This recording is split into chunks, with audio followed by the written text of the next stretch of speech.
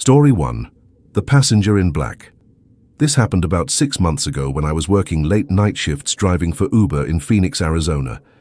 I'd been doing it for a couple years, and usually I liked the quiet of the desert roads at night.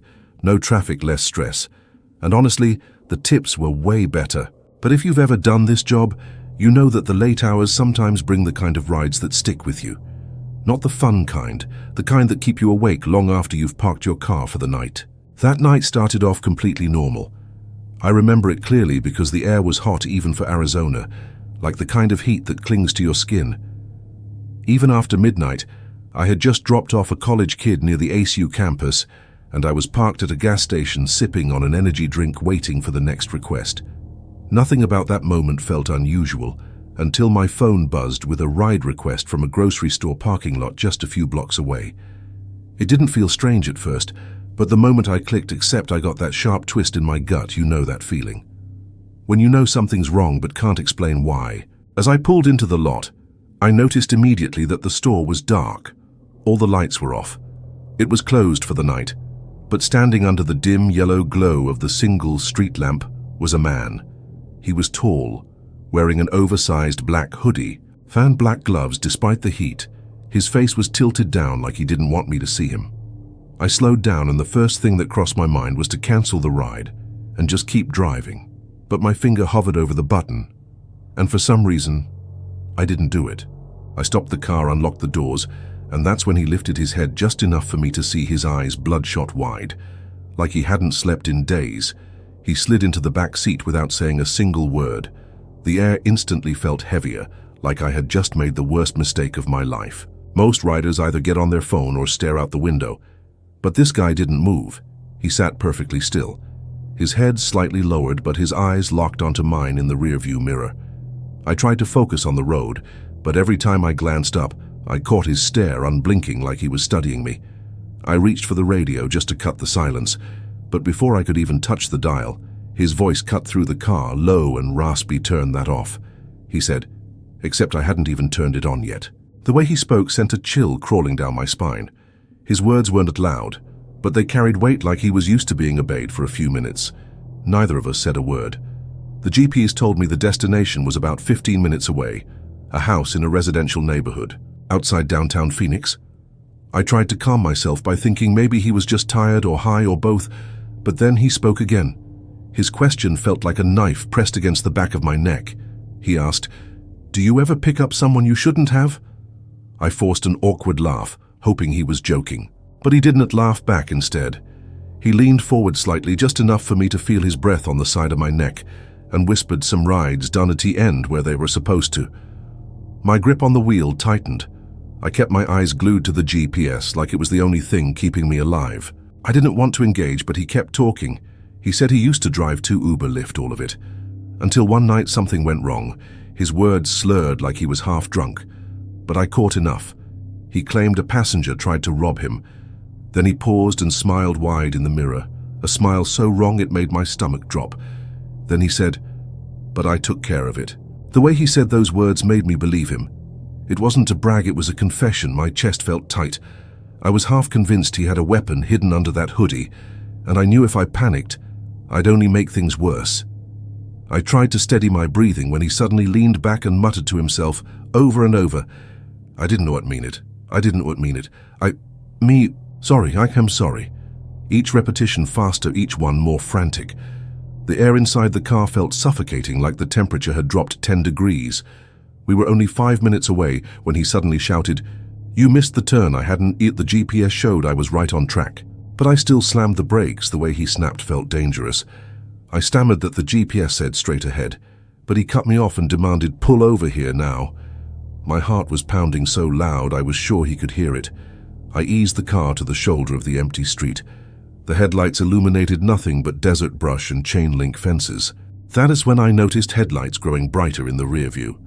A police cruiser creeping up the road. My heart leapt with relief, but I didn't dare show it. The man in my back seat slouched down so fast it was like he'd done it before, flattening himself across the seat as if hiding from the spotlight.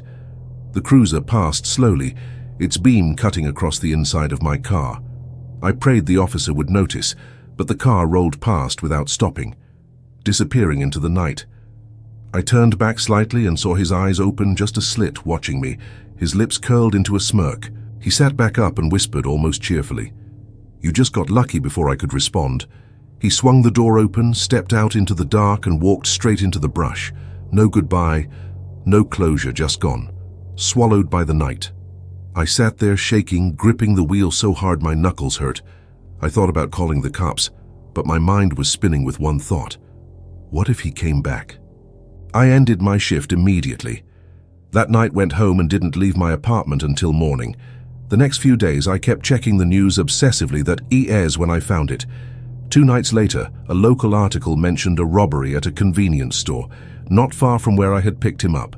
The suspect was described as a tall man in a black hoodie, last seen fleeing on foot. My stomach dropped. I knew without a doubt it was him. To this day I can still see his eyes in the mirror, unblinking, unrelenting, like he was carving himself into my memory. I installed a dash cam the very next week. But even that doesn't make me feel safe anymore sometimes when I drive at night. I catch myself checking the mirror too often, half expecting to see him again, just sitting there in the back seat, smiling. Story 2. The gas station shadow.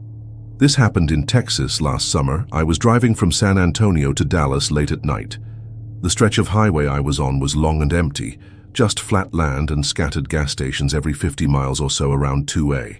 And I realized my tank was running low, so I pulled into this rundown station just off the interstate, one of those places with a single flickering light above the pumps and a convenience store that looked like it hadn't been updated since the 80s. When I pulled in, there wasn't a single other car in sight, but I immediately felt like I wasn't alone. The store was lit, but I didn't see anyone inside. There was a bell on the counter and a sign taped to the register that said back in 10 minutes. I figured the clerk was out on a smoke break. No big deal. I slid my card into the pump and started fueling up. But that ass, when I saw him, a man was standing at the far corner of the building, half in shadow. He was tall, wearing a faded brown jacket and a baseball cap pulled low over his face. At first I thought maybe he was the clerk, but he didn't move, he didn't wave, he just stood there watching me. I tried not to stare, but every time I glanced up, his head was angled toward me. I told myself it was nothing. Maybe just some local waiting for a ride, but something about the way he was standing. Too still, too focused. It made my skin crawl. Then he stepped forward into the glow of the single overhead light, and I swear to God, I heard him say my name, not shouted, not loud, just low and clear, like someone whispering directly into my ear. Oh, I froze instantly. How the hell would a stranger in the middle of nowhere know my name? I wanted to believe I misheard, but I hadn't. My heart was racing. I quickly yanked the nozzle out of the tank, gas sloshing onto the pavement as I fumbled to get back in my car. When I saw it, his lips weren't moving, but I could still hear the voice as clear as day, repeating my full name again. And again, each time slower, like he wanted me to know he wasn't guessing he knew me. I jumped into my car, locked the doors and turned the key. The engine roared to life and I glanced in the mirror. He hadn't moved, still standing under that buzzing light, but now I could see his face under the cap pail, sunken like someone who hadn't slept in weeks, his eyes wide and unblinking. Staring straight into mine, I tore out of that parking lot, tires screeching, gravel spitting behind me. But even as I hit the road, I swore I could still hear that voice inside the car, whispering my name over and over. I drove for at least 20 minutes before I finally started to calm down enough to breathe properly. I kept checking my mirrors, half expecting to see headlights behind me, but the highway was empty. I told myself it had to be a prank, maybe the clerk or some creep messing with travelers. Except one thing didn't add up when I checked my fuel gauge. It hadn't moved at all. It was still dangerously close to empty, like I had never pumped gas in the first place. Panicked, I pulled into the next real station. This one well lit with a couple of cars parked outside. I jumped out, desperate to refuel. I slid my card in again, but the screen beeped. Error declined. I tried again. Same result, confused. I pulled out my phone and checked my banking app. There was no record of the transaction at the first gas station. Nothing, not a single pending charge. My skin prickled as I realized what that meant. I had stood there pumping fuel for several minutes, but the machine never registered it. My account showed nothing. It was like that gas station didn't exist. I went inside the new station. Estor told the clerk what happened. She looked at me like I was crazy and said, There hasn't been a working station on that stretch of highway for years. She even joked, "You probably saw a ghost." Except I wasn't laughing. The clerk said the place had shut down after a robbery gone wrong. About 10 years back, the owner had been shot during a late-night hold-up and the suspect was never caught. She said it still creeps her. Out driving past it at night, because people claim they see a man standing out front waiting. My heart sank. I asked if the owner's description matched the man I saw. She shrugged and said, "Tall, skinny brown jacket, baseball cap to this day." I don't know what I encountered out there, a desperate trick of my imagination or something worse. But sometimes when I drive at night alone, I still hear that same voice whispering my name like it is waiting for me to pull over again. The worst part is my credit card statement still shows nothing for that night.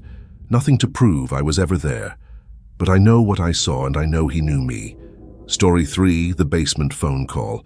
Back when I was in high school in Ohio, I used to babysit for a family that lived just a few streets away from me. The parents were kind, friendly people, and their kids, 2 little girls, ages 6 and 9, were always well behaved. It was easy money, and I had never once felt unsafe in their house until one winter night changed everything. That night, the parents told me they'd be home a little after midnight. They left me with pizza money and strict instructions not to go into the basement. They even joked about it, saying it was old and creepy, but to me, it just seemed like a normal rule. No big deal around 11:30. The house was quiet. The girls had been asleep for hours. I was curled up on the couch scrolling my phone when the landline rang. It startled me because in all the nights I had babysat there, I had never once heard it ring. I answered, and at first there was nothing, just static. Then, after a few seconds, I heard a low, distorted voice. It said, "Check the basement." My stomach dropped. I laughed nervously, thinking it was a prank, maybe a friend of the dad messing around. I asked, "Who is this?" but the line went dead. I put the phone back on the receiver, telling myself it was just a wrong number, maybe interference or something. But then, not even 2 minutes later, the phone rang again. Same static, same heavy breathing. Then the same words, "Check the basement." This time slower, more deliberate. I hung up immediately, my hands shaking. I grabbed my cell phone and called the parents.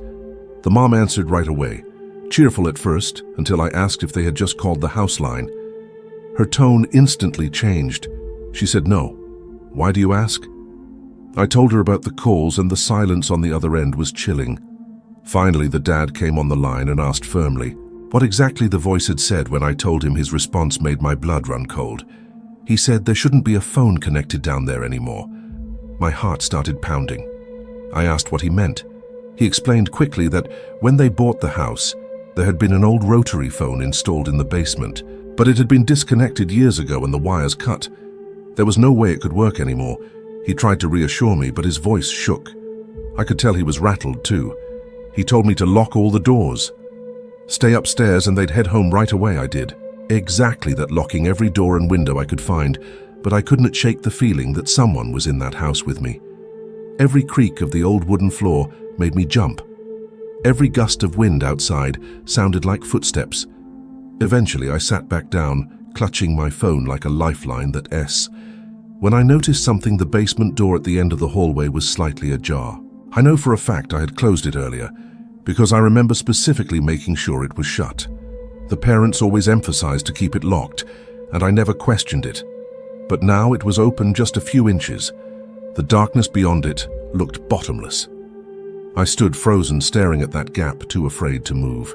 Then from the silence came the faintest sound, the rotary dial of an old phone turning slowly, one click at a time from deep within the basement. I bolted to the girls' room, trying not to make a sound. They were still asleep.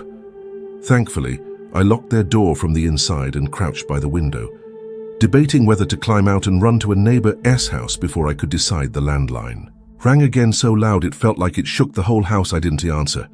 I just sat there listening to it echo through the walls until it finally stopped. When it went quiet again, I realized something terrifying. The ringing hadn't been coming from the phone in the living room. It had been coming from directly below us. Minutes felt like hours until finally the parents pulled into the driveway. I met them at the front door, pale and trembling. I told them everything. The dad grabbed a baseball bat and stormed down to the basement while the mom tried to calm me down. I'll never forget the look on his face when he came back up. He was white as a sheet, He wouldn't say what he saw, but he told me flatly, "You are never babysitting here again." A week later, I ran into the mom at the grocery store. She looked exhausted. I asked if everything was okay, and she said they were moving out. She wouldn't give details, but whispered that the basement hadn't been empty that night.